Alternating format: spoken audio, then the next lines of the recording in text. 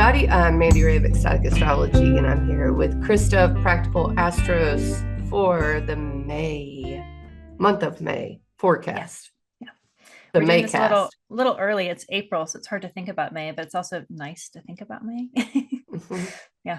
And I don't think this one's like May Day either. Like May Day. Mm-hmm. This Yeah. one's more like, oh, it's May. Finally, we made it through April. Yeah, yeah. And March and February and January and all of the rest of them. And here we are now at May. Do you want to share your calendar? Because I really love it. Yeah. It's the April showers bring May flowers sort of a calendar. This is the overview. Mercury is about to give me in Taurus, so this is a good example of it. We're about to be in May. We're about to be in this, at least in the Northern Hemisphere, the flowers are definitely in bloom. And I think that's what inspired kind of making this of all these are happening. These are rainbows or portals or some sort of Venusian expression of the transits. So we start with Venus conjunct Neptune. That's what I have on my calendar, but you have another thing for Friday, Yes. May 2nd. What do you have? Well, on the 30th into the 1st is Jupiter out of its shadow, and then the 2nd is Mars out of its shadow. So to open the month, it's like new stuff. And I love that the conjunction to Neptune with Venus, because that's very inspiration and magical. And so Yeah. that's going to be a really great opening to the month. Yeah. Yeah. Just like the clouds kind of parting and, with when you think of just the archetype of rainbow, it comes from a combination of light and water. And that light and water, it can create beautiful things and it can help beautiful things grow. And that's kind of what it feels like May is, that Venus conjunct Neptune just post, those, Jupiter and Mars both being in places that they aren't comfortable in, coming out of the shadow, having some forward movement into signs that they might appreciate a little bit more. Jupiter is not quite into Cancer yet, but Mars is in Leo, so it's definitely happier than when it was in Cancer.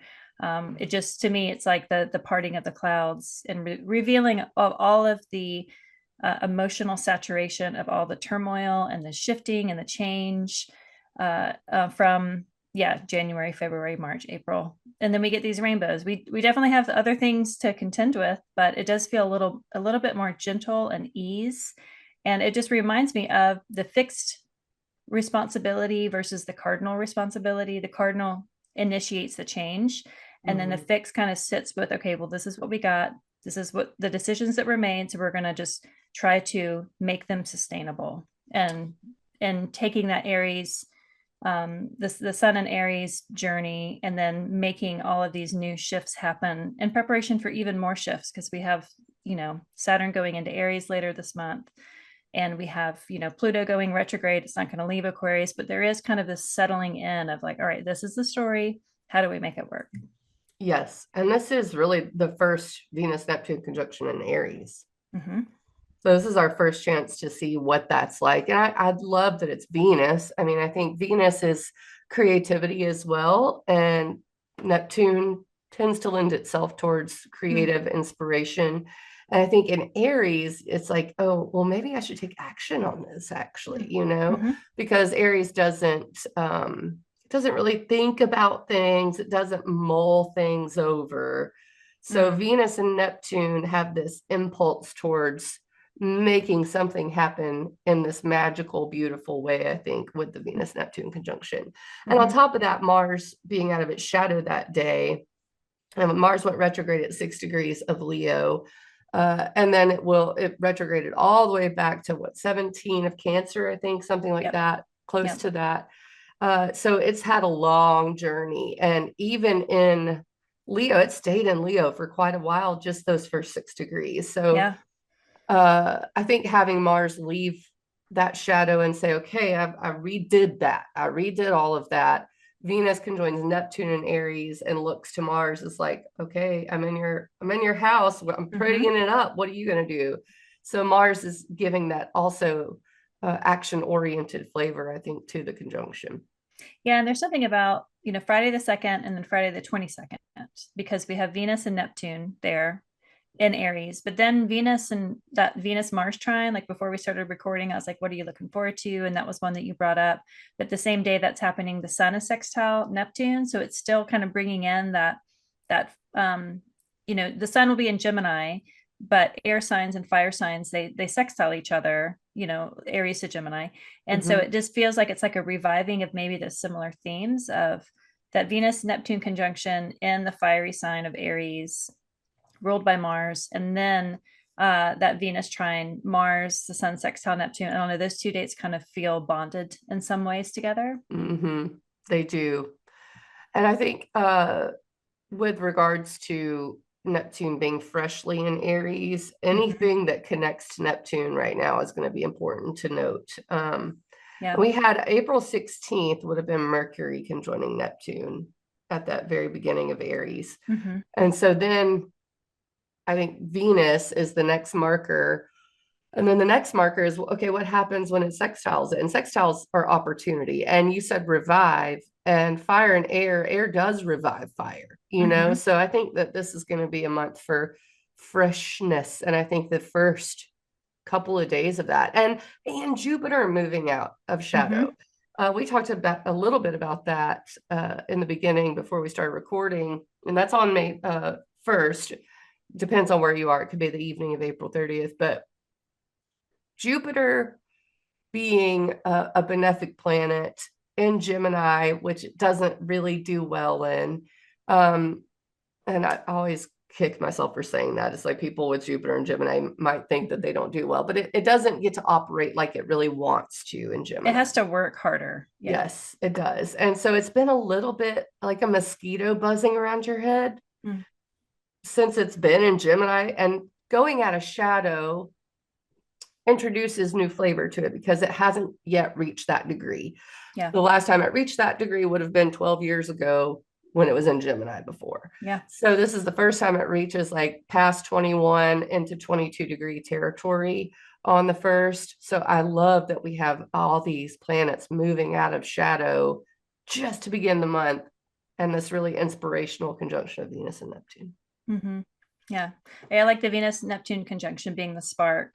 And then the Sun sextile Neptune, Venus trine Mars is kind of like being the bellows that really like amps it up. When Mm. we get into it, I don't put the moon fate the moon signs on my calendar like you do, but I'm curious to see what the connection of the lunations are with that, because it'll be the full moon's on the 12th and then the new moon's on the 26th. So they'll be in Mhm. different phases, but I'm just curious to see kind of what the story of the moon is for those, because the moon likes being in Taurus. So it'll be in Taurus. It'll be Taurus season on the 2nd, but Gemini season on the 22nd. So we can see. Mm. Maybe Um, we should, because the next thing we have is Pluto retrograde on the 4th. Maybe we should mhm. look at the chart. Do you want me to share? Or do you want to share the chart? Why don't you share? I'll stop mine. Because I feel like, and let me go to, let's see, Pluto retrograde, and this is May 4th. I wanted to see also just before that the Venus Neptune conjunction and what that looked like. We're close enough here. So the moon will be in Cancer, Mm. which is really interesting because that's so different than Aries, Hmm. So it's a mixture around this time, around the beginning. You've got almost, it feels like things are scattered everywhere. Mm. But that makes things feel fresh and new, and like they're just going to keep happening, new things to maybe juggle a little bit. And then we have, there's Mars reaching the 7th degree. It's out of shadow. And this is the day that Pluto goes retrograde. And I wanted to, yeah, spend a little time on this. Yeah, because the moon and Mars will be there in opposition to Pluto. Hmm. Right there. So the reason I wanted to spend a little time on this is because Pluto in Aquarius is pretty fresh. It's not going to retrograde back into Capricorn. So this is really a focusing of Pluto on really just 2 degrees of the Hmm. zodiac. So it starts at 3 degrees, 49 minutes on May 4th. Pluto is transformation in Aquarius. Just to make it simple, we could say transformation of the collective. Pluto's power, disempowerment, and empowerment. I really consider Aquarius just such a collective sign, and it's a really good way to zero in on the archetype of what Aquarius is. It is detached, meaning I can see the bigger picture. It's the collective, big groups of people. It's innovation to a certain extent. And Pluto being empowerment or disempowerment of that, I think is really showing right now, especially in America, but no, all over the world. It's really America's affecting the world right now with our policies. So when it stations retrograde, and it's not far from that while we're recording this, it's April 9th, and it's just going to sit at 3 degrees, between 3 degrees, 40 minutes and 49 minutes until May 4th. May the 4th be with you on Pluto retrograde, because a retrograde turns inward.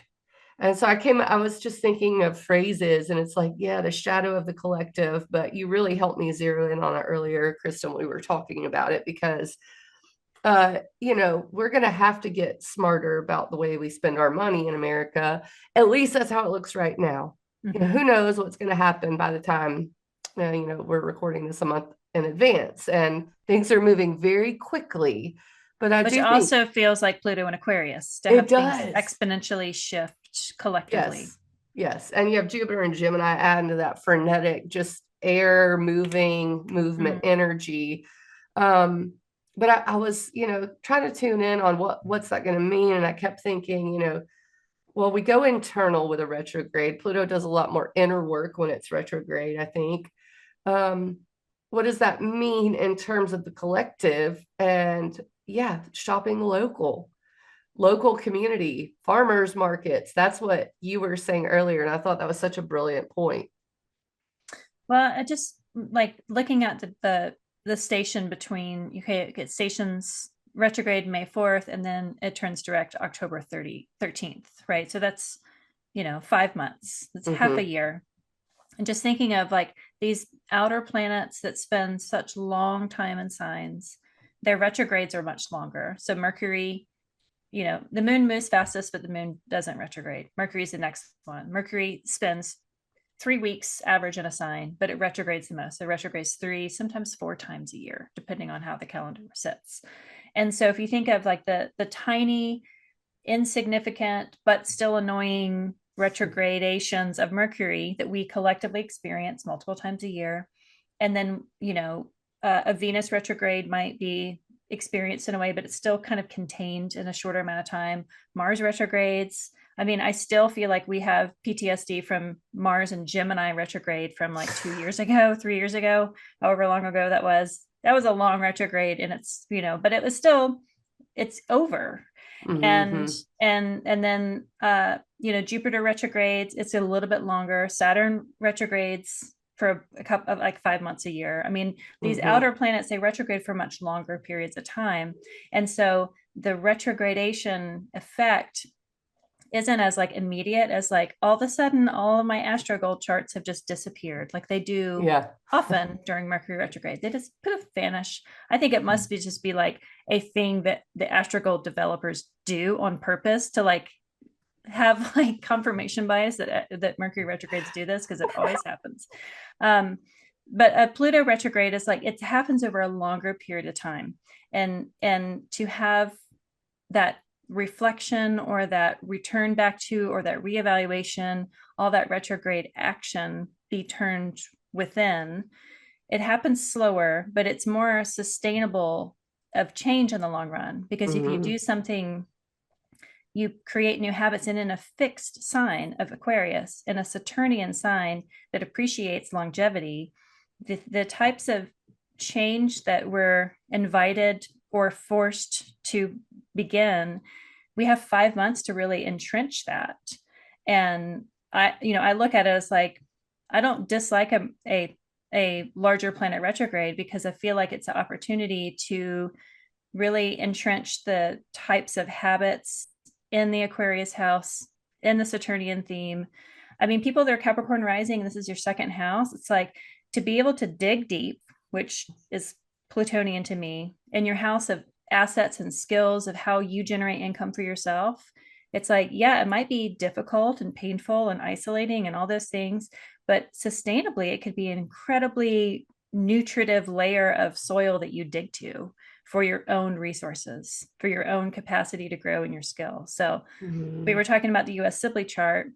This is the third house. And so it's like, well, is the retrogradation of Aquarius Pluto going to be returning to local community? You know, this is going to be through the growing season. Is it going to be just like we can't import food from other countries because it's too expensive, and it's going to be a revival, a revolution of buying local, not just buying, US produce, but like buying your neighborhood produce, like buying local eggs, shopping locally, because you can't afford to spend money from things that come from far away, that come from that ninth house area, that come from the third house area. Collectively, as us in the United States, we experience it this way. And with the tariffs globally, I feel like that'll be an experience felt all over the place, regardless of what the country chart, wherever Aquarius lands for you. I feel like it'll be an experience shared. Which to me is like, that's a good thing. It's it's a good response to like a really asinine problem that we're having to deal with. Yeah, and Pluto and Capricorn, whenever it was doing its thing, is so much less shared experience, I think, and more outward things that almost happen to you. And I think that's a really good way to look at it when you think of the pandemic and how we were isolated, and Pluto and Capricorn did that, and it changed governmental structures, and our government's gone through a lot of change in America. And so then when you get to Pluto and Aquarius, it is absolutely shared, and it is global, and it is the network you have. And I think too, just looking at the US Sibley chart, and I don't think we've ever done this on our on our little forecast here, but it is on America's south node, very close to it. Mars station retrograde on retrograde. A retrograde is when Mars stations retrograde on a north node. It done retrograde. It did. It did not help the growth, I don't think, as it went back into Cancer, which is the United States 8th house, which is other people's money. And so then it's moved back, and right before Pluto stations retrograde, and I say right before, but it's sort of toward the end of April, Mars is going to oppose Pluto before it stations retrograde, and very close to the United States nodes. And the nodes are karmic ties, they're karmic past, they're how we're evolving. And I think there is something that we need to rethink, especially about where we come from, what this country means as philosophically, spiritually, like where do we come from? We come from coming together. That's the whole reason that people moved to the United States and created it, right? So coming together, learning how to work together against oppression, which is an 8th house thing. So it's no wonder to me that America has so much 8th house energy. So this Pluto retrograde in Aquarius is so much more collective than what we've experienced in the last, you could say 20 years. There's just been a long time of Pluto and Capricorn. Even Pluto and Sag is just much less collective than Pluto and Aquarius. So I think local community, that's a third house topic. Definitely looking at how to source your stuff. And then also maybe it's a little bit of organizing in the background. It's not so much protests in the outer world, although there are some things here that might show that this month. But it's a lot more of, I need to connect and empower myself inwardly with my local community, with my assets, with my than it has been. So this summertime, it's not really a time of outward collective stuff as much as it is, what does it mean to you, and how can you shore up your local community and the way you connect with people, Yeah, because Pluto can't see its ruler, can't see Saturn, because Saturn is still in Pisces. And what lately has been more and more ever present just in conversations that I'm having and hearing, it's like when you find out of a new band, you start to just hear it everywhere.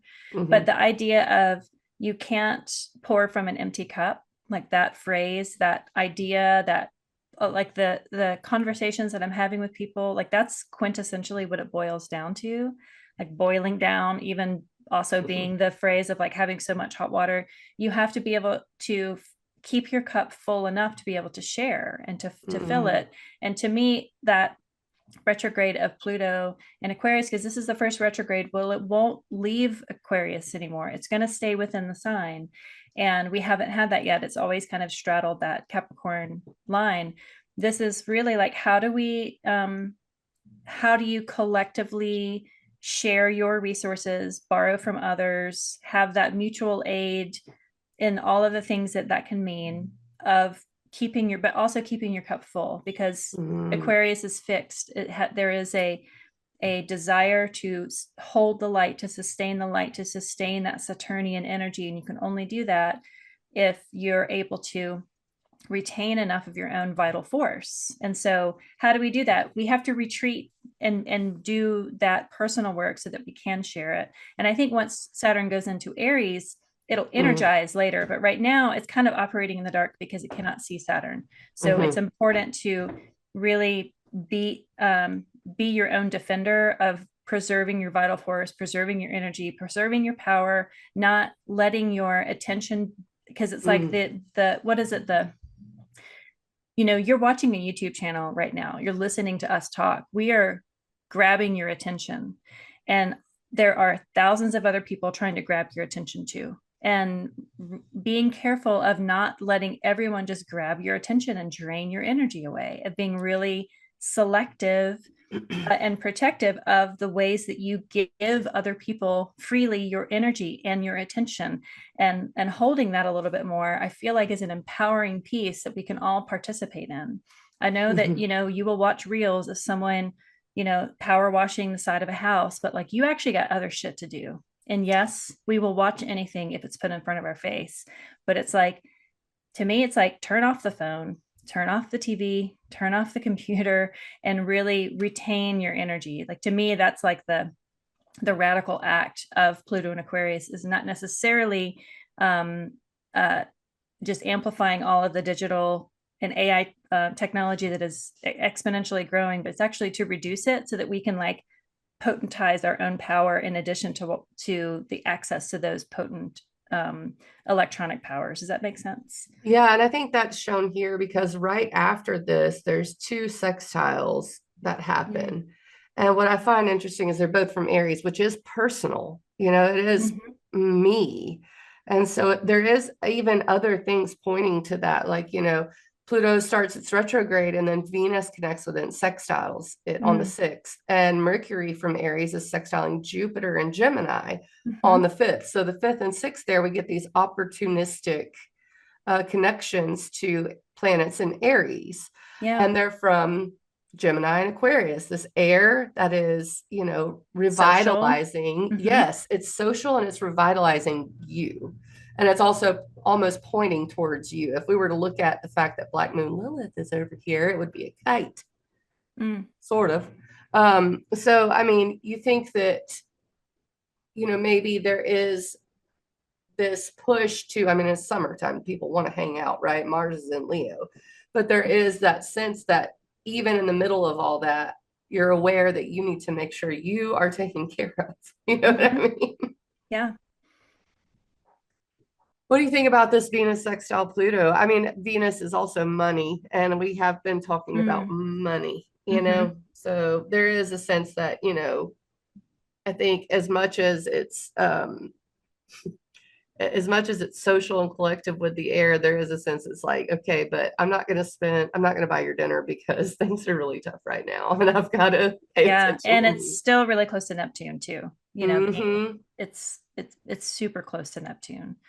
Yeah, I think that the revived Venus through Aries is going to be, yeah, more righteously selfish with your own, what you, how, securing your own bag and just paying your own way, and not being, once it gets into Taurus, maybe there'll be a little bit more excess to share. But I think it's like good to be selfish while Venus is in Aries, because that in itself is empowering, and it is like, it goes back to keeping your own cup full, so that you can share it when the time comes, Mm, and not just be an MC Hammer and just supporting everyone else's lifestyle except your own. that's so true. And I think too with Mercury sextile Jupiter, Mm, it that I have on my calendar, there's a little emoji that's like a chess piece. mm, And it's, there's so many people sharing so much, like you said, trying to grab attention. And I think your words almost become a chess piece around this time in that way. I like that. Choosing what to say and when to say it. Jupiter's in new territory, Mercury's in Aries. And there is a sense that, yes, you could just pop off in Aries. But if Hmm. you think about the fact that Mercury went retrograde there, Jupiter's been retrograde in Gemini, and then it's been in its shadow. Mars is just now out of shadow. It's like we've learned something, Mm, and you should take it to heart. There's this saying that don't share your plans, don't share everything you're about to do, because sometimes it'll mess it up. And I'm getting that feeling from this specific transit. Pluto's mm, retrograde. It's like, keep it close to home. There is going to be probably a lot of hanging out this summer with the transits. At least that's what astrology shows. I feel like yeah. even Mars and Leo is just like, woo, let's party. But there is a sense, it's like, watch what you say to people around this time and choose your words carefully. And I think if you can keep that in mind, it's a good thing to do around this time. Yeah, there's also the idea of like robbing your future dopamine, like having a project or an idea and telling people about it before it's actually finished. So you're like tapping into the dopamine that you will eventually feel once you get the project completed. But if you don't actually complete it, you're kind of saving it of like, but subconsciously, I always have this promising thing to share that I'm about to do. And once you do it, if you've tapped all the dopamine beforehand, then it'll be like a deflated success once you get to that point, if you ever get to that point. So yeah, conserve and potentize that future energy source for yourself. Yeah. And the moon, like earlier that day, will have, trined Mercury and sextiled um, Gemini, or Jupiter and Gemini, which I really like. Oh yeah, there's that. Is that right after? Right after midnight. So yeah, so honestly, the May 4th, as Pluto stations retrograde, the moon's clicking that into play. So Mm-hmm. May 4th, 5th, and 6th all have this kind of um, I guess, archetype of holding it close to the chest and playing your cards right and potentizing, like you said. I love that word. Do you want to share your calendar? You want me to share Why don't you share yours? Let's look at yours. I haven't seen your emojis yet. mine? New emojis drop. That's right. I think I was feeling it this month. I was like, yeah, because the shadows. I was like, put some shadows in there. We're out of shadow. I like the And little the light flare. That's nice. yeah, it feels like there is some of the, like sprinkles this month in the middle of some pretty important things, but it does feel brighter and more airy and more light coming in. So yeah, I like also my Pluto. I don't even know what that emoji is, but that's what Pluto retrograde feels like. It's just some weird It thing. honestly looks like a serpent or a cloud around the moon, Oh yeah, it does. which A is odd. That's purple the weird only moon. tattoo I have is a serpent around a moon. There you go. Yeah, Yeah, you're a Scorpio rising, I am a totally. Scorpio rising. Oh, I love it. There's not much. I think after this happening, I don't know what you have. Is just like building up to Mercury and Taurus. I feel Mm-hmm. like. Yeah, and that's going to be a really fast transit. Hmm. Mercury is the decan lord of the first 10 degrees of Taurus, but otherwise doesn't have a ton of dignity there. It's slowed down. I have Mercury in Taurus. The story that I repeat about Mercury and Taurus placements is my mom taught me math as a kid by baking. That's what we did. We baked. And so I learned about fractions and percentages and volume and weight and time and temperature and all that. It was math through baking. And to me, that feels Mercury and Taurus. It's like unconventional ways because Mercury is quick and Taurus is slow. And Mercury doesn't have like clear language, but emojis and memes and GIFs and pictograms and hieroglyphics and like cave paintings feels very Mercury and Taurus. It's like tangible ways to communicate with each other, like straight up hugging. Because when you hug, your brain doesn't know if you're giving or receiving. Like that to me is Mercury Taurus. It's just like having that tangible Venusian and lunar way of communicating. So Yeah. baking for others or painting or collage, it's like artistic ways to communicate. We only have a couple of weeks of it, but it is a really sweet transit before Mercury goes home to Gemini, where it also loves to be and will also be in very quickly. But I like Mercury and Taurus transit. It's my placement. I appreciate it, but it is clunky. Yogi Berra and I have the same birthday, and Mercury and Taurus feels like Yogi Berra. It's you just like say stuff that is clearly wrong, but it's like funny, and it kind of makes sense and kind of doesn't. But it's like this humorous way of like screwing up your language. It's kind of like foot and mouth disease is a little Mercury Taurus, so it could be kind of a comical, lighthearted. Make fun of yourself because you're probably going to say some like really dumb things. It makes sense in your mind. Oh But man, that's I so love true. I like Mercury That Taurus. It's similar to Mercury Sag, but I think Mercury Sag is funnier. I agree. I think yeah, that's why I think I have the treasure map there because it does feel almost like an adventurous. It's always searching for comfort, for value, for feeling Mm-hmm. good, for the beauty in things. And Mm-hmm. so it does feel a little bit like a treasure map. Whenever I think of Mercury and Taurus, like I'm Yeah. gonna hunt down the treasure. But yeah, I always get comfort wrapped in a blanket. That's where our minds go. Mm-hmm. And take your time. It's like things have been busy probably. There's going to be Gemini season coming up. Take your time with Mercury and Taurus Mm-hmm. and slowing down in that way, I think is important too. I So think it's funny that we're building up to a full moon though when Mercury goes in. It does feel like I think the desire to slow down will conflict with like that amping up of the notion just a couple of days later.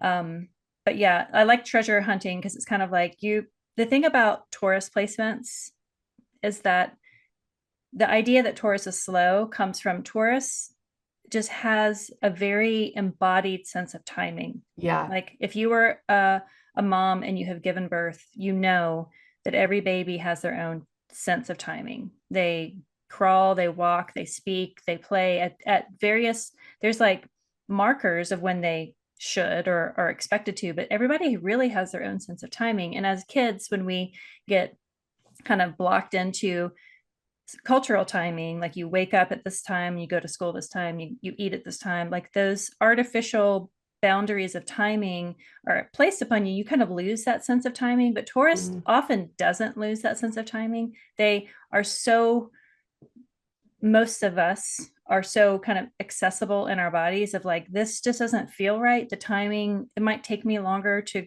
go thrift store shopping, but it's just because I'm in just this flow of whatever it is. I don't have like these artificial time boundaries. And mm, so there's an ability to explore and discover through your own timing. And it can be frustrating to other people because your timing is different than ours, but everyone's is. And Taurus just kind of like falls into that embodied timing more so than I think other signs do. I think Cancer has some similarities there. I mm. think Scorpio has some similarities there, but it's like Taurus is just like happily slow because it's like, this is just what I'm going to do. And I might get there 45 minutes early or I might get there 3 hours late, but it's just kind of my own schedule. And sorry if that didn't work out for you, but what else? What else? I thought, well, since we're here, I want to go ahead and go to the full moon because it's right there. Mm-hmm. Let's see. On my birthday. Full moon. Here we I get a go. full moon on my May birthday 12th. this year.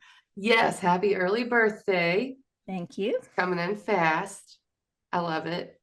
And I also love that Mercury will be in Taurus during that time. Mm-hmm. Um, yeah, I mean, my daughter has Mercury in Taurus. I agree with everything you're saying. It is embodied and it's very much based on what you value. That's how you move with Mercury in Taurus, you Yeah.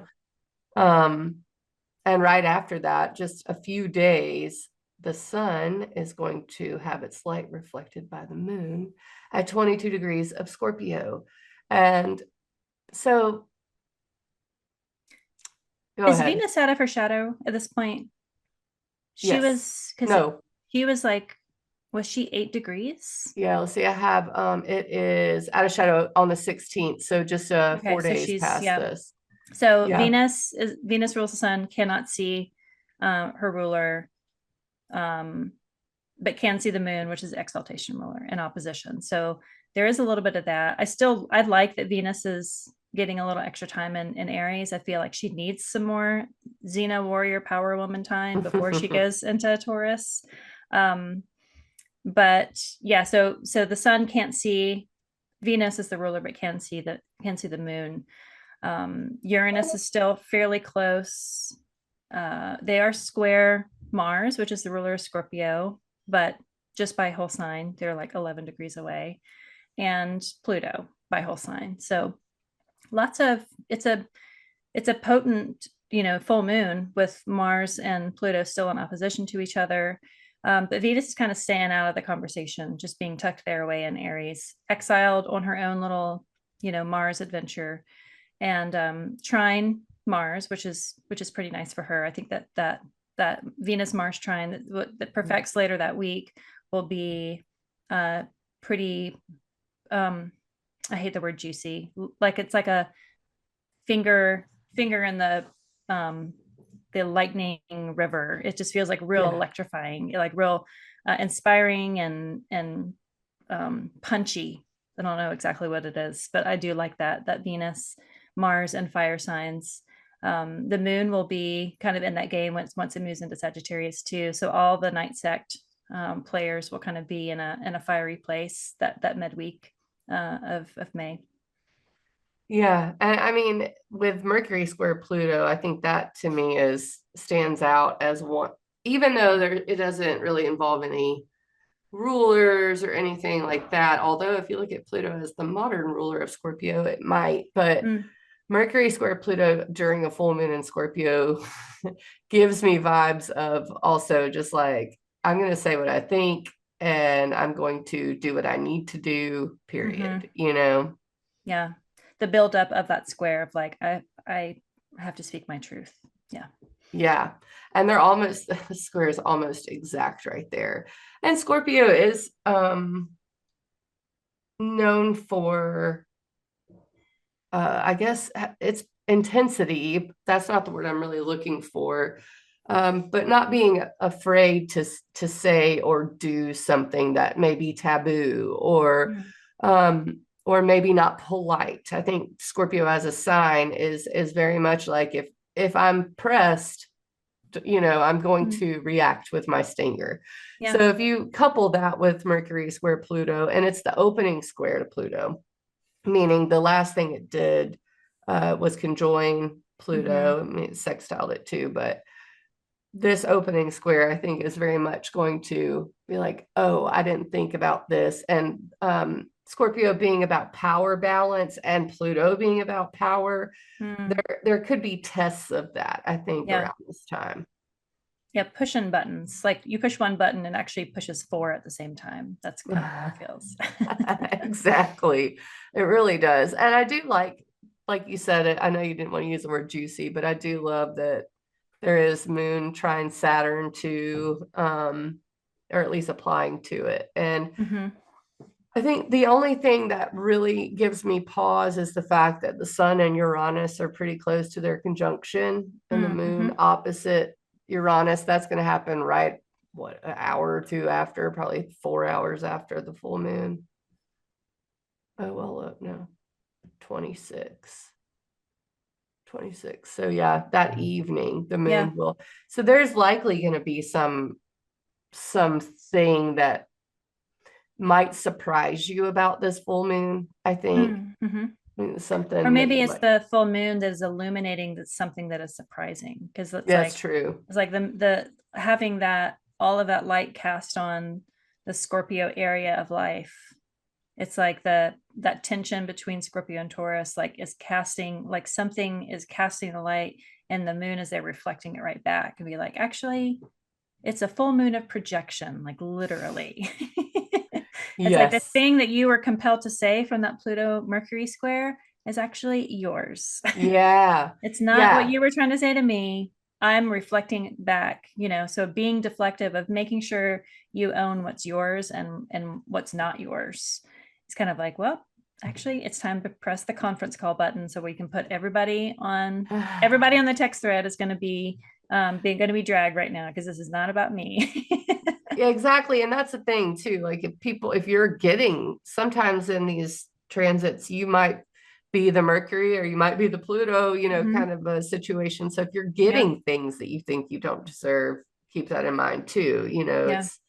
It is going to be that dynamic. I'm pretty sure. And for fixed risings, this is hitting your angles. So you've got Pluto in an angular house, you have the Sun, Mercury, Uranus in an angular house, you have the Moon in an angular house, and you have Mars in an angular house. So yeah, a difference from all the mutables getting it for all the Gemini, Pisces, stuff that's been going on. It's the fix that are really gonna hit it. Yeah, the mutables, I mean, you get past the Pisces eclipses and the mutables are almost home free for a little bit. And that's, just hang on, mutables. As I keep telling everyone that I know, that's a mutable sign. Go back to the calendar. Okay. So here we are. Full moon on the 12th. And you notice how we got here pretty quickly. It seems like the first week is pretty full. Yeah. And then it just kind of floats through the moon changing signs into the full moon. I want to say, so you put the Bigfoot on for May 2nd. Watch, like there's some sort of Bigfoot news that you just like pulled out from your comedic emoji. That would be choice if there was some Bigfoot sighting as Mars gets out of shadow. Oh, I would love it. Please, please, cryptids, come on out of the shadows. I mean, it's your time. Mars is in Leo and the sun's in Taurus. It's your time, cryptozoologists. Let's do it. I love it. And I just chose some weird shadows because it does feel like coming out into the light in some way. Yeah. Even these first couple of weeks. And then Scorpio's illuminated, which those are always fun full moons because Scorpio's, traditionally viewed as sort of this dark sign. And the eighth house kind of like being the dark house. And it's the occult. It rules the occult, which is hidden things. And so when you have a full moon in Scorpio, the sign of the occult, maybe a Bigfoot sighting happens then. Yeah. I love it.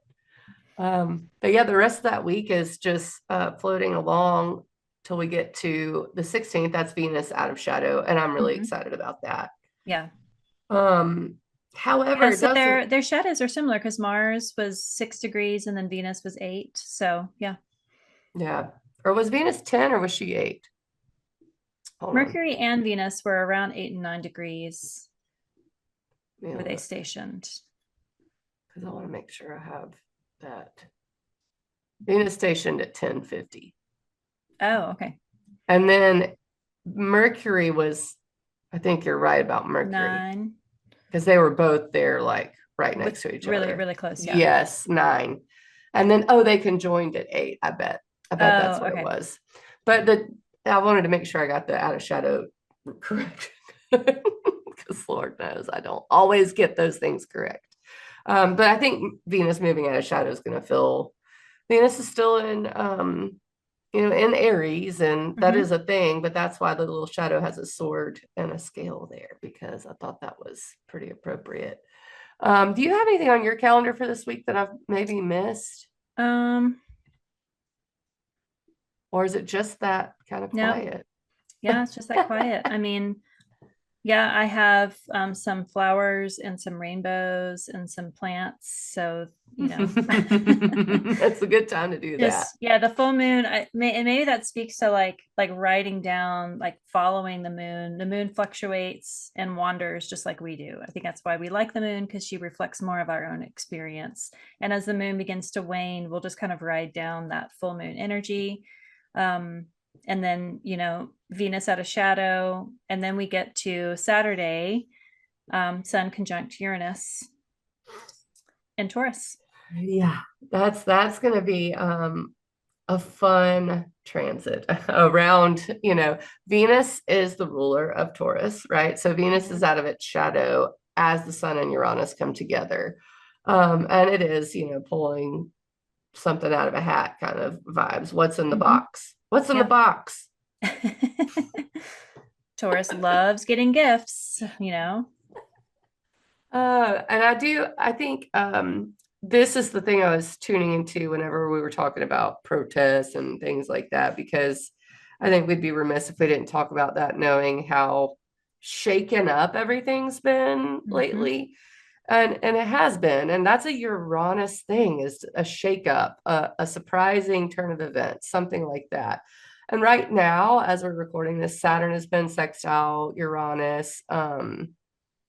So was Venus, I think, Venus and Saturn together. And then there was something else sextile Uranus, which would have been, oh, Mars in Cancer.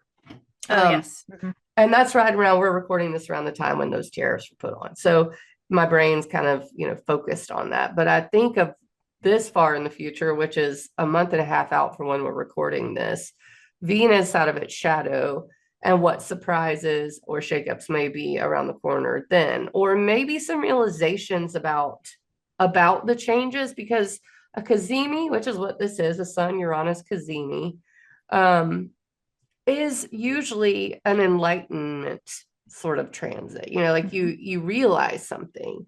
So in Taurus, what are we realizing? Something about our values, something about what we need, something about what we love. Venus and Aries, I think it is very personal to what we need and what Mhm. for survival. Yeah.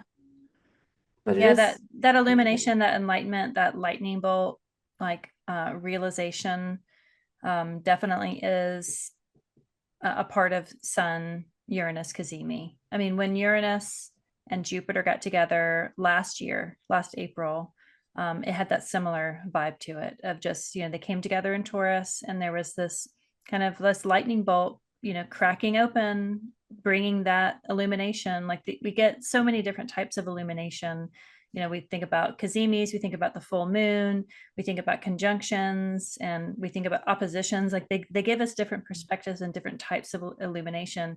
The kazemi moments, and we're going to have a Mercury kazemi at the end of the month. But these kazemi moments are like these moments of like going into like that core, like the heart of the star that we all orbit. So it's like really getting like some real deep truths that maybe is hard to understand in the moment, but capturing that, being present for those moments, being ready to accept the truth or accept those lightning bolt thoughts that come in. I love suggesting just simple meditation, sitting in stillness, yoga, being outside, doing something that like puts you in a space of reception, because Taurus Yeah. is a receptive sign, of being receptive for those kazemi moments. I feel like in an embodied way, because of that embodiment with Taurus, being lunar. I feel like we just have access to those things in kazemi moments. I'm a kazemi fan, of course, but like especially that one. Uh, having such a pretty loud experience with the Jupiter Uranus conjunction last year, I'm looking Yeah. forward to this one of being like even like deeper. If you imagine like illumination and lightning bolts also being a way to dig deep and like bring light to places. When I'm sick, I drink calendula tea, because calendula is a really bright, sunshiny flower. And it's like bringing sunshine to the place that sunshine hasn't been. So it's like illuminating and bringing that solar energy, just to kind of be able to dig deeper and bring some sunlight to places and disinfect and bring joy, all those things that like I feel like Uranus can do once it gets into that heart of the sun. But yeah, I think of all the days, I'm looking forward to May 24th, maybe for sadistic reasons. But I really am looking forward to this kazemi moment, just because I really do appreciate kazimis. And I think this is the last one we'll have in It is. Taurus. That's exactly why I was like, we need to look at this chart, because it's the very last Sun Cazimi in Taurus, and Mhm. it's trying the moon at that time. Nice. Sextile the North Node, trine the South Node, give or take a couple of degrees. But we all know how I feel about orbs, and if you don't, I don't really care about orbs. Uh, I like that it's within 2 degrees. That's pretty close to a trine with the nodes and a sextile. So, I mean, what a beautiful moment when you have essentially a kite, and at the tip of the kite is the North Node and Saturn. Mm. So yeah, if you have anything at in Earth at late degrees, and if you have anything, I would even say Pisces and Virgo is Earth, but Pisces for sure at late degrees, this could be quite magical. I'm looking forward to this. I really am. And Venus, you have that Mercury Mars square happening at the same time too. Just like to me, it's like kind of doing the same thing that mm, Cazimi is doing. yeah, because it's not Mercury's moving so fast, like you said. Mercury hits Uranus like boom right after that. Mhm. So I do think in these signs, the square from Taurus to Leo is so funny to me. And Mercury's moving, I think, a little faster. Mercury is going to gain on Mars, right? So Mm. it's this closing square again to Mercury Mars. Let me just double check that. I want to make sure. I think that's the next thing, right? Is Mercury conjunct Mars after the square. I mean, it'll sextile it from Gemini. Ah, yeah. And it doesn't even conjoin Mars until Scorpio. Hmm. Wow. Opposite. How funny. So this is really, man, Mercury's movements are so weird. Well, because it's going to retrograde in Leo, is that That's right? right. So it's It going to slow is. down when it's about that time. It'll probably get close and then just slow down, and then You Mars know will be what? forward. Okay, so Mars will be almost a degree that Mercury goes retrograde Ah, whenever this Cazimi happens. So I'm like, I know there's something here that I'm trying to tune into with Mercury being almost a messenger. Well, it is a messenger, but to this, does that make sense? Like to mm-hmm. this moment, It's almost and to like this, like when August. you like point your eyes and point to the camera. It's like that's what Mercury's doing to Mars. That's exactly it. Because Mars in Leo is such a, I mean, I think Mars has more fun in Leo, and Mars does well in Leo. Hmm. And it kind of it's like fuck shit up by being wild and crazy and fun rather Hmm. than being mean or something like that. But Mercury and Taurus is like, oh, not my stuff. You're not gonna mess my stuff up. Um, but I mean, beyond that, I think the Cazimi Venus looks well placed. I mean, even though it's not its favorite sign, it's trine Mars, around this Hmm. time. So while Mercury, our minds may have trouble with the moment, but I think everything else is very flowing, you know? Yeah, and it really does. Just while Venus is in Aries, it's like the Taurus placements can't really seek Venus because she's out Mm-hmm. of sight. So it really Yeah. is looking at the moon. And the moon trine this, I think is great. I mean, opposite it during the full moon, it's like the Taurus signs are really seeking the moon's support and vision to like help it out because Venus is off on her own Aries adventure. So I really love just the fortune of the moon trining this, kind of giving that support through that strong Saturnian, Capricorn placement. The moon is not at home there, but has triplicity rulership there. So, um, yeah. Yeah. And I get the feeling that if anything, there just may be reticence as how this Mercury square Mars will come out. Mm-hmm. Everything else says, watch for this opportunity and maybe jump on it. But the reticence comes in, I think, with Mercury square Mars, like maybe Yeah. some fear, maybe some, I don't know if I want to take this leap. Mm-hmm. That looks like a leap too far, but if you can kind of manage that and use the Venus trine to Mars to like Mm-hmm. give you the courage or something. Um, and it is, I don't know. I'm really excited about this one, I think. What's next after that? Just the sun moving into Gemini, huh? Just that. Just that. Which also, well, you know what? I bet, let's see. Let me go and see how, yeah. Mercury's at 19 there. I wanted to see what Mercury's doing because Jupiter and the sun are now just spanning Gemini. Now we've got planets that Can you are show on your either chart? I'm side. just seeing Oh it come up. gosh, sorry, yeah. I'm looking at it. I'm like, oh, look at it. No one else can see it. It's so pretty. I wish you could see this. But yeah, this is not the exact ingress moment, but I'm just looking at the fact that Gemini's got the bookends of the Hmm. sun and Jupiter there toward the end of it. Yeah. And I think the sun transit's really important for whatever Jupiter and Gemini's meant for us. Hmm. I like that the decan, so the first decan of Gemini is ruled by Jupiter and the last decan of Gemini is ruled by the sun, and they're like kind of swapped there in that ingress chart. Oh, that's true. And I guess it's important too to note that Mercury rules Gemini and Mercury's in Taurus, and it's getting prepared for its meetup with Uranus. Hmm. But I don't think it makes any other transits or aspects to anything else before. So Yeah. it seems like a moment of contemplation and almost less busy than a normal Gemini ingress. Like for instance, if Mercury is in Gemini when Sun Hmm. ingresses it. But this is more like, okay, contemplate and think about it. Yeah, because Um, it's trine Pluto, which is retrograde, so it's going to be, it's kind of, mm, it feels a little, yeah, a slowed down ingress. Maybe just like you go on vacation and it rains the first couple of days. It's like you're excited, but can't really do anything yet. You got to wait for the clouds to part. You got to wait for your friends to show up.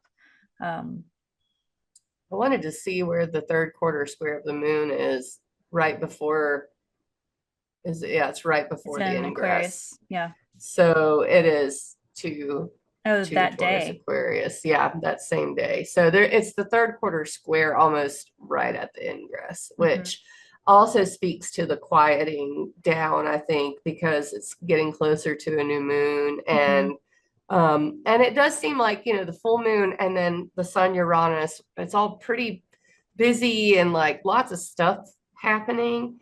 Hmm. Um, and then you get to the third quarter square in this moment. It's like just take a breath around this time, I think is a good way to put it. Yeah, maybe like Gemini season won't feel like Gemini season for the first couple of days until maybe Yeah. until Mercury gets in there. Yeah. And I was looking to, and this is something we should know before I would go on very far, much further. I want to see how Saturn gets to the 29th degree. And this is something I didn't note on the calendar. What hour is that? Okay. May 12th. Oh, the full moon. The full moon. Yeah. Okay. So it's just something I forgot to mention because Saturn at 29, that's the anaretic degree Hmm. of Pisces. And it's there until it moves into Aries, right? So as we get to closer to the new moon, it's this moon transit that caught my attention as the sun, the third quarter square of the moon, and then the Hmm. moon hits Saturn anaretic 2 days May later. Yeah. 22nd. Yeah.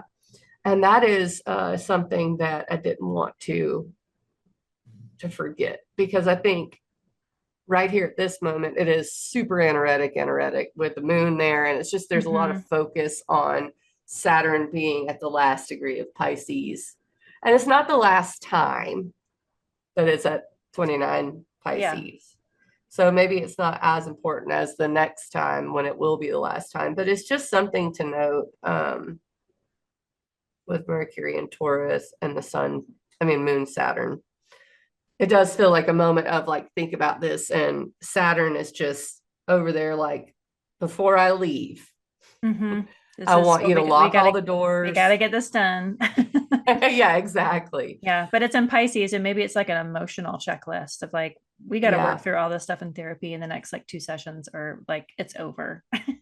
Yeah. Yeah, exactly. And some realizations, spiritual in Mhm. nature, inspirational in nature, because yeah, after this, Venus is trying Mars and Mercury, Uranus is what we have, I think. So let's see. Let's look at when that happens.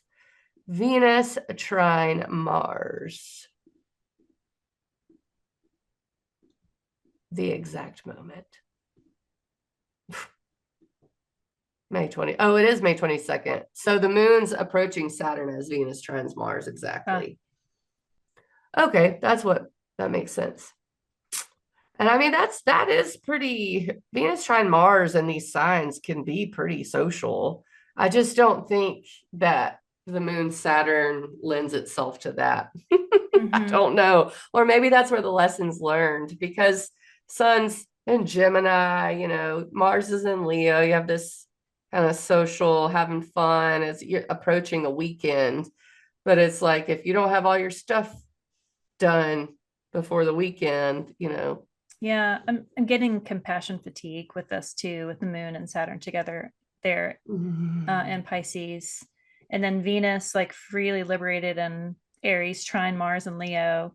It like seems like leaning into the liberated Venus trine, freshly forward Mars over the fatigue of like again, uh, you know, having your cup full so that you can share.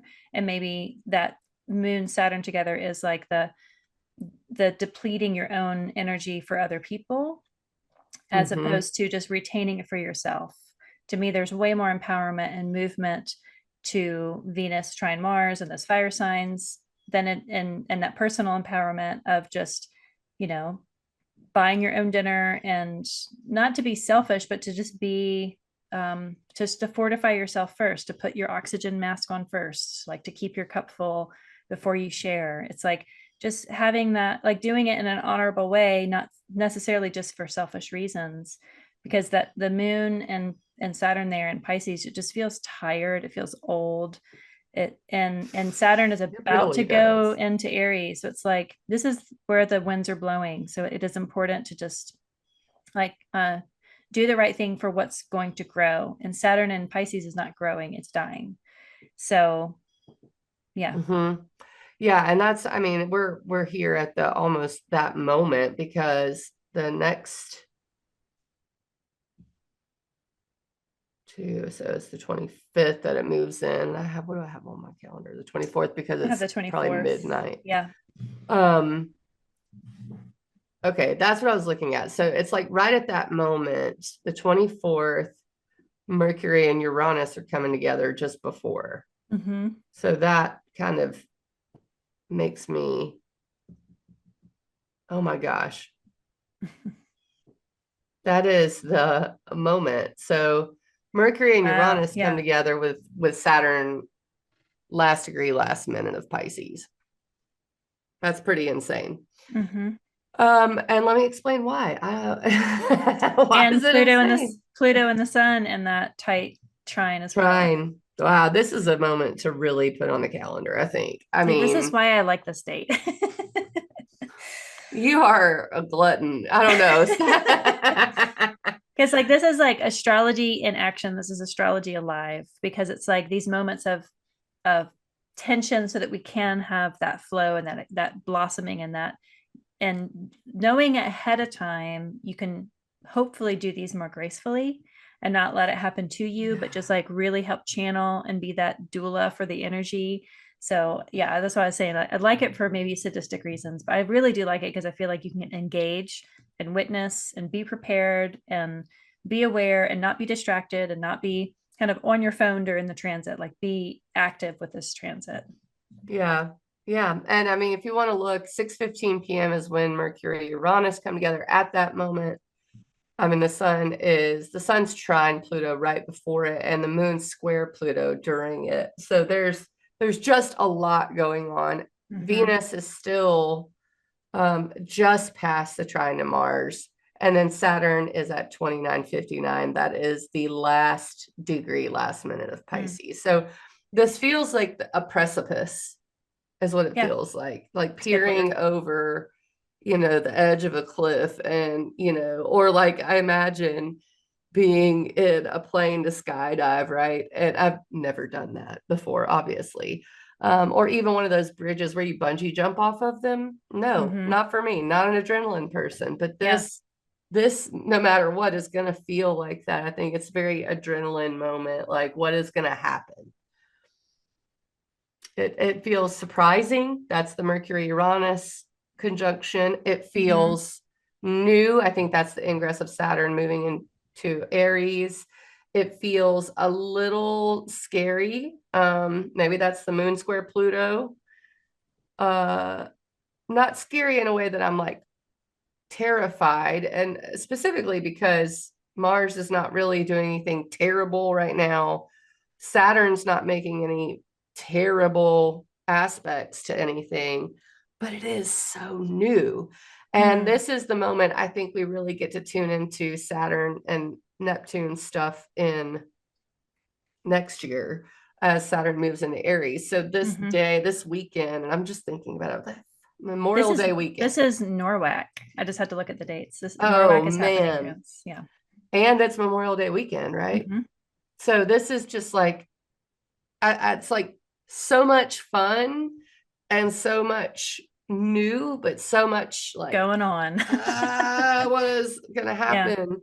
Um, I mean, I don't think separately Mercury Uranus is like such a huge deal or anything, but at Mhm. the same moment as Saturn most anaretic, with that kind of a little bit wide sextile between the two, it's something that I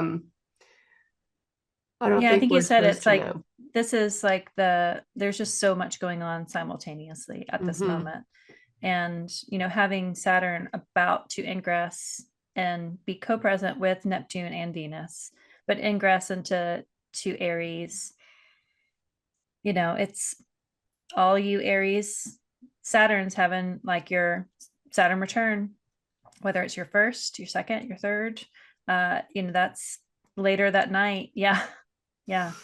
I mean, 4 hours from when Mercury and Hmm. Uranus come together. Yeah. Um, Precipice is a great word. I feel like that's appropriate for this moment. yeah.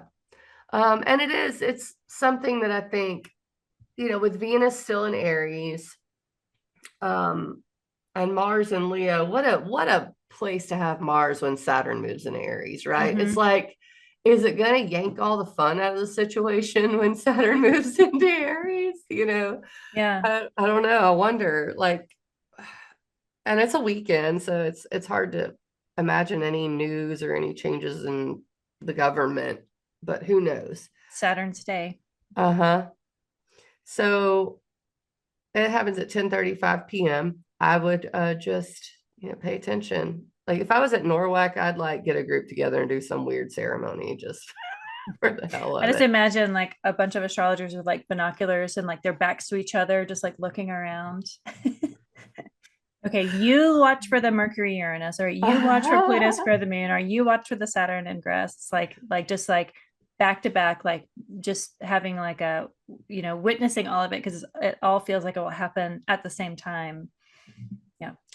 Yeah, and Jupiter and Gemini, I think, really kind of reflects all of the different things happening, because that's what Gemini is. It's frenetic. It's Mm, like there's so much going on, data coming in, data going out. mm, And that's mhm, what this moment feels like. So Saturn and Aries as a thing, let me just share that I have a little forge guy, mhm. because that Saturn brings form into this fiery area, and it just reminds me of forging a sword. Yeah. Aries is the warrior, Aries is survival, and Saturn is brings form, brings structure, obstacles, sometimes restriction. um and what do you do when you have restriction on you? I mean, I think honestly, the lockdowns during the pandemic would have been a good example of what Saturn and Aries is like, even Mm, though that's not what was going on.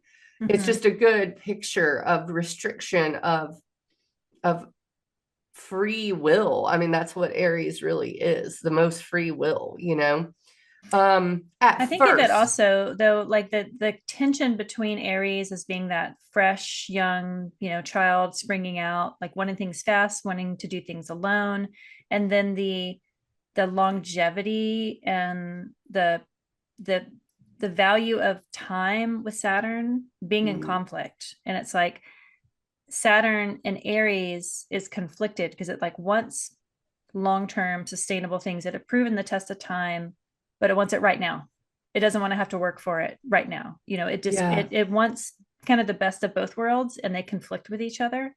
And so it can, to me, it can be kind of that, um the irony of these opposite desires of like what you want to get, but how you want to get there is conflicting with ultimately what you want to get means. Hmm. And I think that disrupts Saturn. So in a way, it's like having to, it's not an empowered Saturnian energy. So it's an inventive, how do we get there? Maybe frustrating. The limitations, it's like the the lesson of, you know, Ganesha is like the remover of obstacles. You are the first obstacle to be removed. And that to me is Saturn and Aries. It's like you want to get there, but you got to get out of your own way in order to get there. Yeah, there you go. I agree. And I think it should be said that Saturn is in detriment. Where's it fall? It's in fall because It's in fall. it's exalted in Libra. Yeah. That's what it is. So it's Yeah. in fall in Aries. So, and I think that is a good way to kind of tune into the fact that Saturn is disrupted. I mean, Mm-hmm. Saturn, it makes me think of ginseng for some reason. Like that American ginseng to grow has to be in the perfect spot. It's hard to grow. Um, and it's got to be like frozen a few times, maybe Mm-hmm. chewed up. Like there's all these things that have to be right for American ginseng to grow. And takes a long time to mature. Takes a Yeah. long time, which is antithetical to what we really know of how plants, you put a seed in the ground and it sprouts, right? And Mm-hmm. that's a very Aries thing. And Saturn in Aries, it does, it conflicts because what makes it so probably valuable is that it takes so long, it's so hard to grow. And that's a little bit antithetical to the fact that, You it's take like it for quick energy. take it for quick energy, Yeah. right? Yeah. And the same thing with like if a plant wants to survive, it should make itself easy to grow, right? Like Mm-hmm. that's the nature of coffee. Coffee tricked us all. We Yeah. grow coffee like crazy. It gave Mm-hmm. us what we wanted. We grow it, survival, but it's like ginseng's given us what we want, but it's almost blocked from being easy to grow no matter what. Yeah. So that's how, I don't know. I just keep thinking of ginseng with Saturn and Aries. Mm-hmm. Yeah, I like that. Ginseng is a great example just of how it's grown. It's grown, under kind of the forest. It grows with other plants. It has companion plants, but it likes to grow in isolation ultimately, far away from traffic, from foot traffic. It only has a few berries that it drops. It takes a long time to spread. But the medicine is it's used for longevity, but it's like mostly used for just that quick Energy. burst of quick energy, which is antithetical to how it grows. So yeah, I'd never considered those together, but ginseng does the way it's prepared and the way it grows, and then the way it's valued. Because where I live, ginseng is protected, and like legally and just on your own in your own hollers, you have ginseng poachers that come and try to steal it away, and it's very secretive and protected, and it wants to stay hidden. It wants to stay in that 12th house of a property, just to be far away from all those unseen enemies. Yeah. Yeah. So true. That's a good Saturn and Aries lesson, because I think we will fight with the fight is also an Aries word, but I think Mm. we'll struggle with maybe movement and whether it's good for us or not, what's good in the long run versus what we need to do now, hesitation versus action. Mm-hmm. Um, and at this moment, I would take notes, but the really weird mind bending part of it is that it's going to be there with Neptune, and Neptune is dissolving, right? And so it almost seems like the Wild West is what Hmm. I'm getting. Like, I don't know what rules are actually going to apply with Saturn and Aries. And Neptune there. I just Yeah. don't know. The rules of the game are changing. That's what it feels like to me. Just looking to see when the last time Neptune and Saturn were together. Mm. Let's see. You got it. In Aries, though. In Aries? Oh, So that's when was the a last long time time Neptune ago. was in Aries? Um, that would have been during the Civil War, and I don't know that 1862 Saturn. and Saturn. Yeah, so it would have been before time began. Yeah, it is. It's Yeah, like 500 BC, I think, is the last time it actually yeah. happened like that, because yeah, it was Aquarius in the 40s. Just because of their orbits, Neptune's 166 years, Saturn's 30. I mean, give or Hmm. take, it's elliptical, but um I guess the last time it was in fire, maybe that Oh, would yeah. be Hmm. that's 1809. Um, and something to think about, because then we had Aquarius, then we had another Aquarius. um, Looks like we had Taurus, which that's probably a good thing to look at 1882, because that's a kind of an early sign. And then Leo in 1917, Hmm. another fire sign. Um, Libra 52. And I'm sorry, guys, we can cut all this out. No, leave it in. But it's Capricorn. funny because you raised your hand. Oh, did it raise?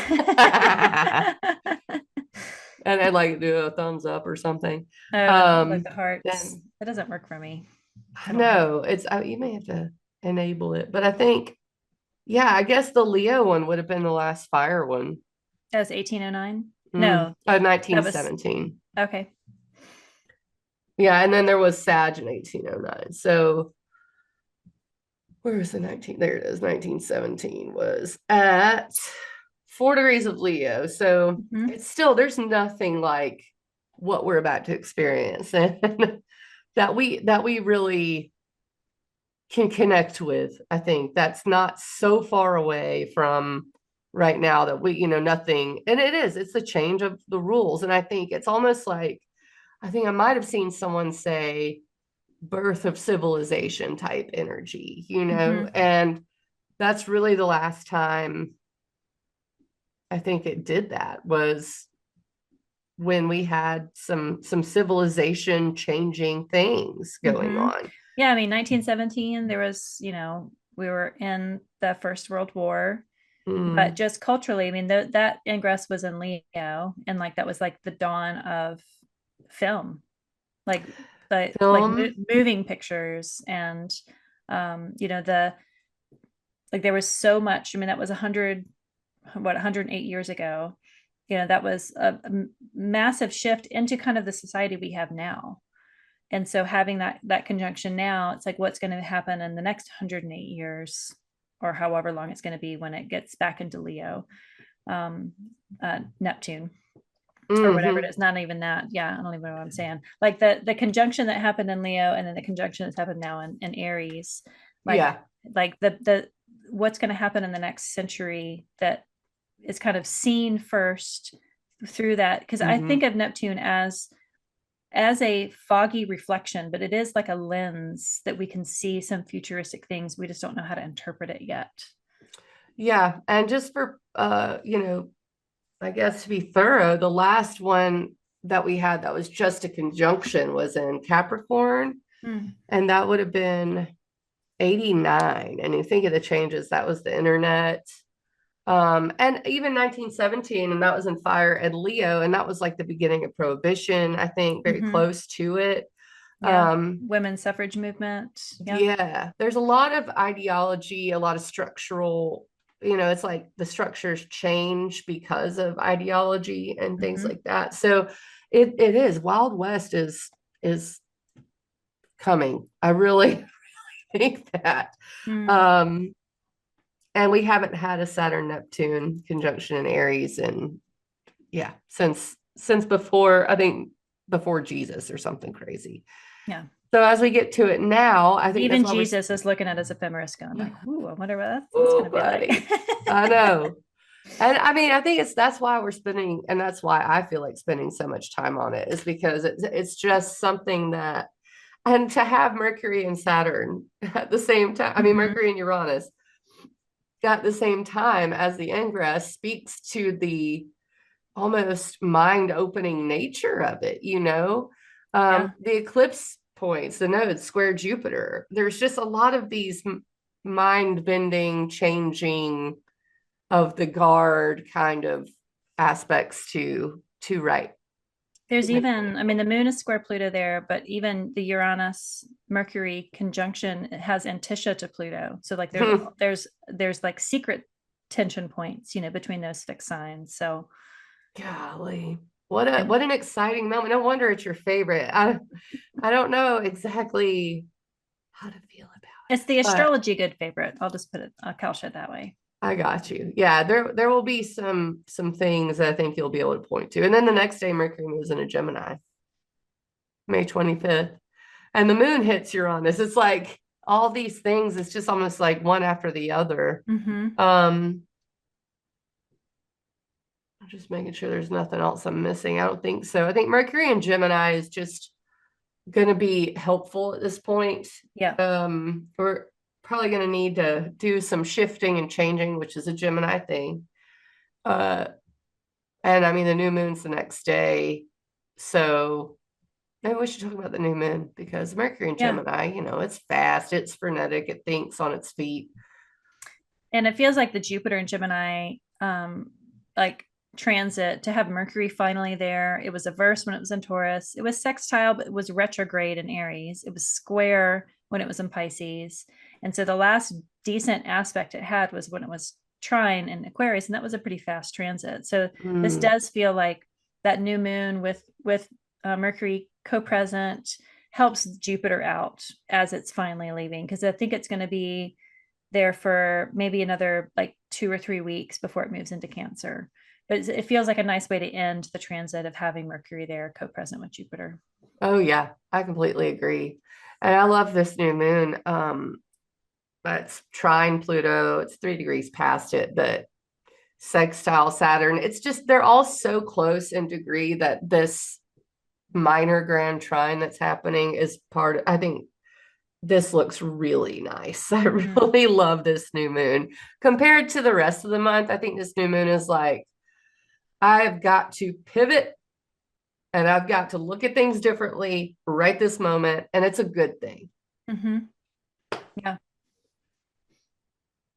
Yeah. Because then we're going to get the Kazemi pretty soon after. So it just feels like a continuation of making the Mm, choice during that dark moon and then having like once you start to make the choice and have the questions, you're helped out during the Kazemi like 4 days later or 5 days later when the Kazemi happens. That whole week just feel that's why it feels like once the Kazemi happens, then it feels like Gemini season will start as we kind of usually experience it. It's so mhm, dark in the beginning. And even Mercury being combust, I agree. And I think this is a really potent new moon for planting seeds, but also for how to communicate with people in this during this time, Hmm. and also what group you have around you. And this kind of connects to there was something else, Pluto retrograde, which makes sense as trying Pluto retrograde, but this finding your community and learning who to socialize with and how in whatever new world this may be, Mm-hmm. and we're recording this Wednesday, April 9th. So I think the world's going to change by the time this rolls around to a degree that I'm going to have to find a new community. No, but we're talking about subtle changes, ways of subtly pivoting, Mm-hmm. especially within local groups, within the way you think about things. And I had to tell my daughters this. I was like, look, I'm gonna just level with you guys. I was like, there's a lot of crazy things happening in our government. Prices may go up. The things you are used to, you're going to have to think of them differently. You're Mm-hmm. going to have to think of them differently, period. And that includes, I was like, it's the age of the influencer almost feels over. Not that I think, again, that's going to feel over, but like the age of being all out here and like materialistic and all these other weird situations that have happened over the last, I don't know, since 89, since the last Mm-hmm. Saturn Neptune conjunction. something here is the way we interface with reality is about to change. Mm-hmm. And I don't know if that has to do with social media or the products we get. They order from Shein all the time. Yeah. Well, you can't pay $75 an order now, babe. Like, I'm sorry, but I know that was cheap and now it's not. So the way you think of reality and what is popular and what is cool and what is Mm. worth buying is going to shift. Yeah. I don't think that we're that far off from having to change the way we interface with reality. I think this new moon is a really good example of kind of being like, okay, acceptance, things have changed and I need to think about it differently now. Yeah. I mean, on like a very mundane level, most Gemini placements I know love a good deal. And like where the good deal is going to be had, they're going to be had in thrift shops. Right? Yeah. It's like changing your patterns, which feels mercurial, that you spend money, which is also mercurial. How do you spend money that's going to shift? And if it's going to be more localized, it's going to be your local shops that are kind of the charity shops and the thrift stores, as opposed to like spending $75 on something that probably didn't cost that much, but with all of the bureaucracy that has added cost to it, it's going to shift that. I also think of just the thema mundi, and Gemini is the 12th house. So this is the Mm-hmm. house of the subconscious, and how that new moon there in the thema mundi is that house of kind of consciousness that really does have to kind of sit in the darkness. And I like Gemini. I like Mercury there. It's combust, but it's in its own chariot, so it kind of feels like it's protected from that combustion. But the moon and Mercury as both symbols of the mind, being there with Gemini in the Thema Mundi's 12th, it just like I think of just the tarot cards for Gemini are difficult to look at. They're the 8, 9, and 10 of swords, and it's just like swords, swords, swords, like all of like the anxiety and all of these oppressive thoughts. It's like having so many thoughts that you need to ask the thoughts to get into a queue so you can deal with them one by one, because they're just coming at you from all these directions. And maybe that's that new moon energy for this Gemini season, is like dealing with your own subconscious fire hose of thoughts so that you can reorganize them to put them into actionable um, ways and means to then go forward as the moon grows. And Mm. so, I kind of look forward to like that first quarter, as the moon kind of grows from this new moon. It feels like working through your own just uh, like internal subconscious journey, because we also, yeah, we have that Kazemi there on the 29th. Mm-hmm. Yeah, and this really rounds out the month, the Mm-hmm. Kazemi, and I mean that's pretty cool. I think that we kind of end May with this nice message, Mm-hmm. where we get to say, oh, okay, I can view it this way, or that makes sense, or whatever the case may be. And yeah, if you're a Gemini heavy, this time period is going to be pretty interesting for you because not too long after this, like a month after this, Uranus moves into Gemini. So Yep. it's a good time to tune into that. I think, what is Uranus and Gemini going to be like? Pay attention during the Kazemi, it's going to be enlightening. And as soon as Uranus moves into Gemini, Saturn and Uranus have been doing this sextile thing, and I think they do it again, maybe from Gemini to Aries. But the next thing too is Jupiter moving into Cancer. So that's Mm-hmm. why May, I've been so excited about it, because it really does kick off a lot of changes. Um, For the and better. for the Really. better, yeah. Um, Saturn in Pisces has been oppressive, like existentially. Not that I Mm. think Saturn, won't be in Aries in some way, restrictive. That's what Saturn does, but just the existential, I don't even know what's going on or what's pressing on me, but stuff is pressing on me kind of feeling. Well, Neptune hasn't helped. Neptune hasn't helped. So when we change Jupiter being in detriment Gemini, that feels better. Jupiter going into its exaltation in Cancer. Mm-hmm. Uranus moving into Gemini. I don't know. I feel like there's a lot of synergy with Uranus and Gemini. So this last moment with the Kazemi, we've already had a few of the changes, but there's still two big ones to come. And I think this Cazimi's like, are you ready? Are Yeah. you ready? Yeah. So the last time Uranus was in Gemini was in the 1940s. Yeah, during World War II. Yeah. And it's been present for every war. And that's a Yeah. problem. Uranus and Gemini was present Yeah. during the Civil War, during World War II, during the Revolutionary War, as long as America's been. And why don't we just show the Sibley chart one more time? Because it's where the US Mars is. So it makes a lot of sense. And it's also another, the Cazimi's on the Uranus of the United States. The descendant. And Yeah. descendant. Mm-hmm.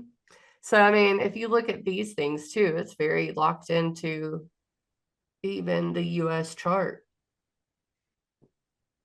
Saturn's moving into the US's fourth house. Neptune's on its IC. It's like, what is home?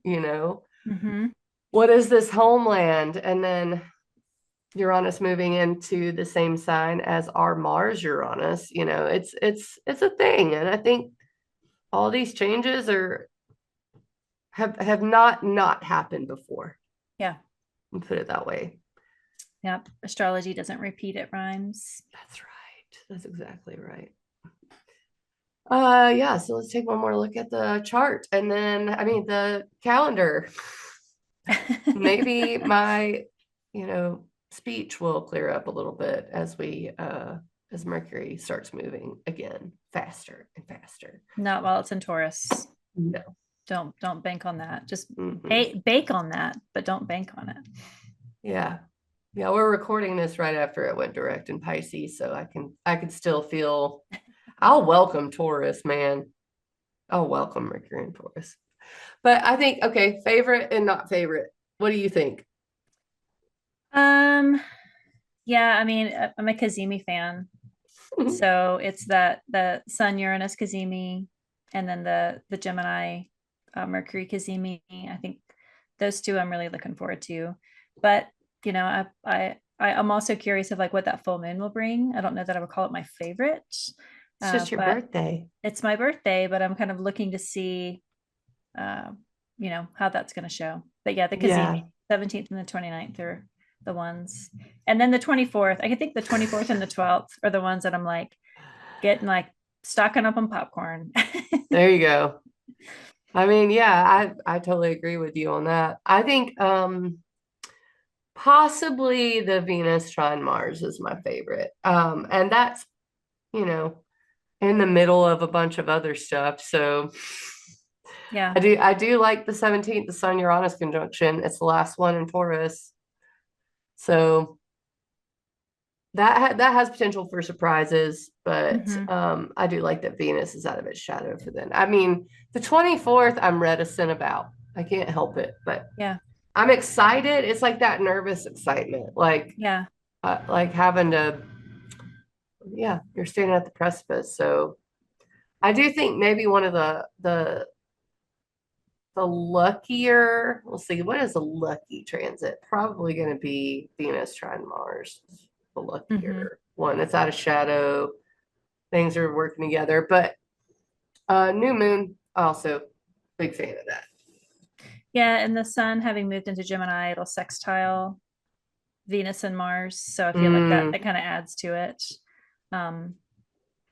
We'll look at, next month in June, there'll be more shifts from this, but overall, it feels like May will be kind of a little bit of ebb to April's flow and to June's flow. It's like the shore. Yeah. There's not, we have Pluto stationing retrograde, but everything else is just moving out of shadow. So there's some forward momentum. There's movement to kind of smooth out the wrinkles that were made from the retrogrades from Venus and Mercury. Yeah. It's like, when you pull away from, if you're in an airplane, you pull away from the gate and, you have to taxi or whatever. And then you finally get to that spot where you're about to take off and you're waiting to take off. Yeah. And it's going to start. And then when it does, then you lay back and you start taking off and you're like, holy shit, I'm flying through the air. That's what May feels kind of like to me. Like Yeah. I don't know, it's like the taxiing and the takeoff. Yeah. That liminal space between the traveling. Lower hand. I couldn't find that. I was trying to find it while I was sharing my It was screen and just like you were like everything. waving for the last 20 minutes. Hey, everybody, sorry about that. But yeah, what a month. I'm excited. Yeah. Yeah. Let us know how April did for you. Let us know how May is doing for you in the video comments here. We love it. It's good to engage, and yeah, good luck astrology wise. Maybe you have just good moments and not just astrology good moments for May. There you go. Yeah. All right, I'm Mandi Ray of Ecstatic Astrology. You can find me at ecstaticastrology.com. I'm Christa, Practical Astros. You can just search Practical Astros and you'll find me on most all the socials. And my books are open for May. I was closed for April just from my own traveling. So come get a solar return or tarot or natal chart reading. Clearly, we like to talk about this. So Yeah, same here. I would love to also see you guys like, share, and subscribe, and please comment. That's what we live off of. I love the comments. So yeah. All right. Bye. see you in June.